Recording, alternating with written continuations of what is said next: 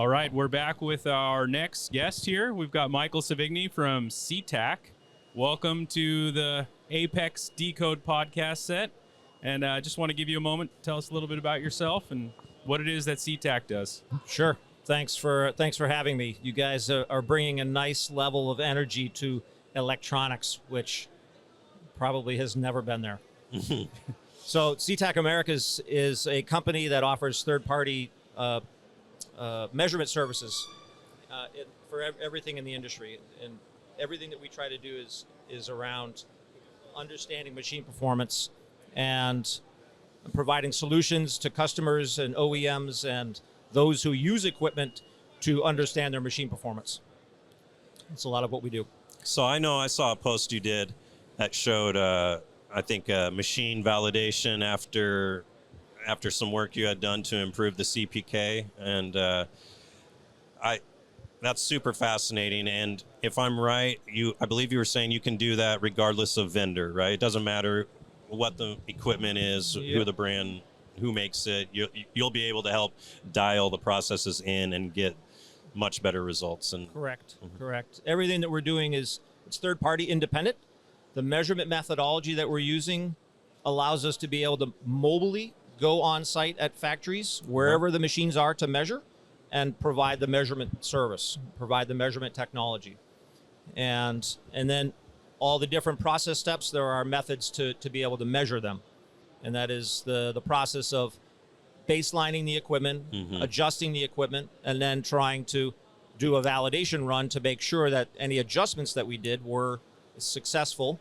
And then in the end result is that a machine that is performing better, in control, and meeting CM and CMK specifications at minimum from the OEM's brochure.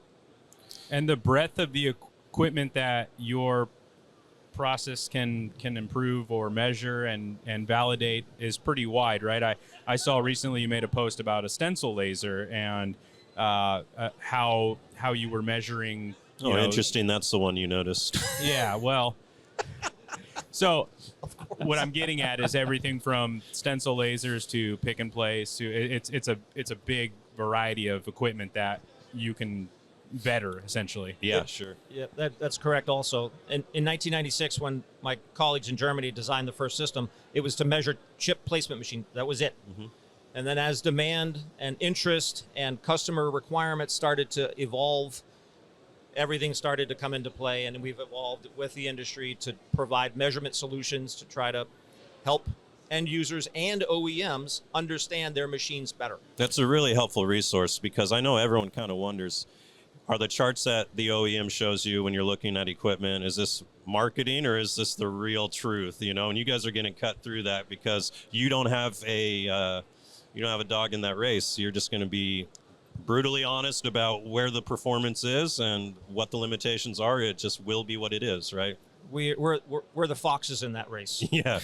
and we're chasing them out of the henhouse, essentially. Yeah. So the fox is watching the henhouse. Yes, it is a show program for customer. It's what the OEMs want to tell the customer, and we're helping to educate everybody, OEMs as well, on proper specification, how to write it, how to understand it, and implement it, and then verify it as well. Do you have like an example of something that you were able to tweak or the OEM was able to tweak after you guys have gone through your analysis on any machine in particular? Yep. Printer is a good example and probably one of the most important machines in the whole process. I agree. And the big problem that I'm going to go on a limb and say that every OEM has with their machines is stroke-dependent offsets. Okay. One stroke having one set of offsets for X, Y, and theta, and the opposite stroke having its own set of X, Y, and theta offsets. Sure. And those offsets, stroke-dependent, affect each board that's being printed through the machine. Ideally, we want it focused on zero offset. Okay, what would you recommend for somebody like me who doesn't yet have an SPI? How do you truly monitor and make sure that you're doing a good job with your solder paste, with the deposits and the stencil design and everything? I mean, we don't have the instant gratification and validation from having an SPI confirming what we're doing. So But even how do you go about that? Yeah, sure. Even SPI, it's measuring, and even the feedback mechanisms that some SPI have to the printer can be suspect from a metrology perspective. Okay. Because their machines, yes, they're set up to measure, but they don't have the measurement uncertainty budget. They don't have the cameras and the resolution and that type of technical metrology information set up to be able to make real metrology measurements and provide that back to the machine. So there's that part of it. But the other thing, to answer your question, is you have a first article pass. Yeah. You have to do a 2 article pass in the beginning. You have from each stroke. One each direction. Each direction. You need to make sure that the offsets are correct for both offsets. Okay. Both And I know stroke directions. from a fact, like when I look at my SPI like data, because it shows you right on the screen as the jobs are running through the shop, I can tell whether my operator programmed upstroke and downstroke offsets, especially because I will see a graph going like this, and this line of every other print is in this line, see and that this line of, sawtooth. it's just right there, and then I have to say like, hey, this is clearly showing you right that the top stroke is different from the bottom stroke. The bottom stroke is more in line of where our mean is where we want to be. So let's try to get this top into this bottom, Yep. you know. Yep. But that's the whole offset identification and yeah. trying to dial that into 0. But have you ever tried to dial in theta? No. No. I mean, it's not easy. And I'd be X scared and to Y touch you it. can roughly do. But when you're talking about theta, and you got to Well, look at all 4 corners of the Not board, on my newer one, but it's not that easy. we actually still have like a 15-year-old semi-automatic, which is a generous term for what it really is. And you have to manually adjust the camera, the table. You have to manually adjust the table in every direction to line up the opposite corners and make sure everything's actually squared up in the apertures. So Yep. I'm glad we don't have to do it that way anymore. Yeah. That Does not sound fun. It makes it a lot harder to get a consistent print when you're setting up every single one. So you need some level of automation to help with that.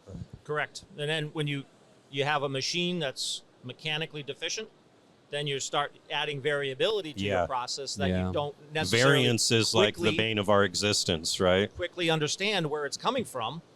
And if you don't measure, you don't know. Yeah. It's really what it comes Sure. down to. It's one of our taglines, and it's so true. Yeah. You don't measure, you don't know. You can't understand where to go from where you are, and that's what's important. Yeah, it's that's where my struggle is with the AOI. I use it as almost just to tell me what's wrong, right? And then tell me I just want to know what's wrong, right? But I don't currently measure how much rework I'm doing from that, right? So if I'm not looking at how much I'm reworking on that, I don't know what to fix in the process. And like, perfect example, my main quality manager went on vacation for a week, right? And then we had this other guy running, and he kept saying this connector is not getting enough pace. It's not getting enough pace, right? And it's not soldering right here, right? And then so I called Elias and I showed it to him. He goes, you need to step that guy up to a 6 mil and do a 4 mil on the everything else. And then we did that. No more rework on that connector. And I'm not lying when I say like 8 out of every 10 had to be touched up with extra solder versus that. And if you're not measuring that stuff though, it's tough to. The question is, the guy went on vacation. Why did it get so bad when he went on vacation? No, it was always bad. But It was always bad. Okay. I feel like you get used to the process and think, oh, that's just how That's it's just going how to it be, goes. right? Yeah. I've heard that before. Yeah. Yeah, where I remember running a job when I first started, and I was running the pick and place, and I ran something, and it ended up with all these little red arrows on it after the AOI pointing out all the errors that had popped up, and there were so many of them. And I mean, it was like, I went up to the inspectors and the rework people, and I was like, I'm truly sorry. I don't understand what happened. Like, it all looked good to me before it went through the reflow, and they're like, oh no, that's how these boards always come out. And it was one of those things where until you really think about it and recognize, well, it shouldn't be like that every time, and what do we need to change? It actually was just a matter of changing paste deposits, and the way it reflowed after that fixed everything. So You really do have to dive into those things and measure them. Are you doing sure. measurements before the people buy the machine, or is it usually after they have the machine and they want to see? Yeah, can somebody bring it to you like a mechanic before they buy a car and just be like, check this out for me? Sure. That's why our on-site service is so powerful, because we can go wherever the machine is. Gotcha. If it's a used machine that somebody is considering to buy, it probably makes sense to validate that machine to make sure what they're buying is ready for production. But it can be in both brand new, used, any scenario. PO contingencies work for the end user to protect them, to make sure that it meets specification before they sign the final So those bill, are like the payment. CeTAQ certified. Is that CeTAQ like certified. There you go. Nice. Yes. So it's like kind of like its own registrar type of thing, right? Yes. I always wanted to create a new ISO just so I could make money and make people have to buy it. Yeah. So it's So congratulations to you. This is wonderful. Thank CeTAQ certified. No, it's great. And this has been great, honestly. Thank you for joining us. And this was, I got to say, this is probably one that producer Paul would have wished he could be on camera 100%. because he Yeah. loves this data 100%. analysis stuff and everything you do. So, and it's interesting to all of us too. So Yeah, and we're gonna have to Thank you do for joining a us. regular episode too, because absolutely. we Yeah, love sure. We've we gotta love have you data. on. We're all data nerds. It's all kinda. about data-driven Yeah. decisions and the future of electronics. And you just had Chris Shea on, and Right. she's probably touting her Ultra HDI. And if you think about printers, 90% of the printers that we measure fail their spec. Wow. The Wow. future of electronics, with the miniaturization and how we are going to get smaller and smaller, that stuff really has to be There's dialed no in and room correct. for that. There's no There's room. no room for error. Every aspect of the process, from stencil manufacturing, has to be correct and square. Yeah. Well, awesome. Thank you so much for your time, Michael, and have a great show. Thank you very much, guys. You bet.